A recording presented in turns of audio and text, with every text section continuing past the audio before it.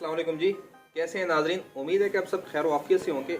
आज मैं आपको बताऊंगा तारीख का बहुत बड़ा हीरो, जिसको तारीख और दुनिया मोहम्मद कासिम के नाम से जानती है। हमारे बहुत से बच्चे, हमारे जो न्यू यंग जनरेशन है, उनको पता ही नहीं कि मोहम्मद कासिम कौन था।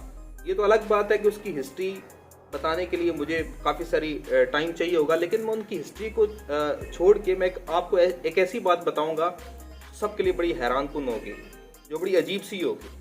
तारीख का सबसे बड़ा हीरो, सबसे बड़ा सपाह सलार, तकरीबन 17 जिसकी जो है ना वो उम्र थी, 17 साल का वो एक नौजवान इस बर्रे सगीर में सब कॉन्टिनेंट में आता है, सिंध में आता है और राजा ताहिर से मुकाबला करता है और मुकाबला करके उसको शिकस्त फाश देता है। तकरीबन 3-4 साल का जो पीरियड है जो वो हिंदुस्तान में गुजारता है।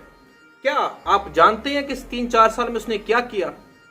क्या आप जानते हैं कि वो हिंदू जो यहाँ मुख्तलिफ भगवानों की पूजा करते हैं, एक वक्त वो होता है जब मोहम्मद कासिम जब यहाँ अपने अखलाक से उन तमाम लोगों को गर्विदा कर लेता है और वो अपने भगवानों को छोड़कर मोहम्मद कासिम की पूजा करनी शुरू कर देते हैं। आज भी तारीख के मुअर्रख, जो बड़े बड़े मुअर्रख हैं, बड़े बड़े तारीखदान हैं, उन्होंने मोहम्मद कासिम के साथ बड़ी जो है वो ज़्यादती की इंतहा कर दी, क्योंकि उनको ये मुस्लिम जर्नैल जिसने जो है वो बहुत ही कम उम्र में इस जो है वो सिंध को फतह किया था, उसकी जो है फतह एक आंख भी ना भाई और उसने यहाँ जो इस्लाम के लिए काम किया। बल्कि बड़ी दिलचस्प बात है कि बर्रे सगीर में जो इस्लाम की अशात है ये मोहम्मद कासिम के साथ शुरू हुई थी।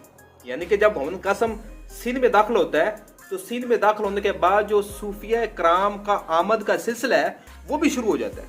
ये उस वक्त जितने बड़े बड़े बुजुर्ग थे, ये मोहम्मद कासिम की जो है वो आमद के बाद उनका बर्रे सगीर में आना शुरू होता है और इस तरीके से मोहम्मद कासिम के साथ साथ वो बुजुर्ग जो हैं वो यहाँ दीन की अशात का काम करते हैं। और आज हम मुसलमान हैं, उसकी एक वजह वो तमाम बुजुर्गान दीन है और उसका सबसे बड़ा क्रेडिट जो है वो मोहम्मद कासिम को जाता है।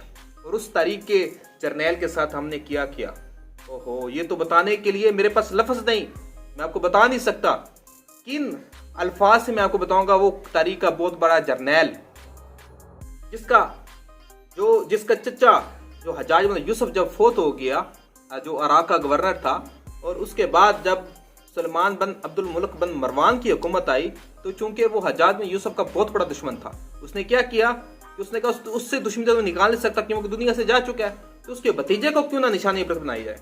उसने पैगाम भिजवा दिया कि मोहम्मद कासिम को गिरफ्तार करके हिंदुस्तान से लाया जाए। और उस वक्त चाहता था मोहम्मद कासिम बगावत कर सकता था, लेकिन उसने बगावत नहीं की। यहाँ के मुकामी जो लोग थे, मुकामी कमांडर जो थे, वो मोहम्मद कासिम के साथ थे और वो चाहते थे कि मोहम्मद कासिम बगावत करे और तमाम लोग उसके साथ मिल जाएंगे, लेकिन उसने बगावत नहीं की बल्कि खामोशी से गिरफ्तारी दे दी। वो जर्नैल जिसने सिंध को फतह किया वही कैदी बनकर जो है दोबारा उसको ले जाया गया और उसको कैद कर दिया गया। 7-8 माह, 6 माह या 1 साल की मुद्दत जो कैद में उसने गुजारी। और आखिरी वक्त में उसके अल्फाज क्या थे, क्या लफ्ज थे उसके, उस जर्नैल के क्या लफ्ज थे। आखिरी वक्त में वो कहता था कि हाय मुझे ज़ाया कर दिया गया, हाय मुझे ज़ाया कर दिया गया, हाय इन बदबख्तों ने मुझे ज़ाया कर दिया।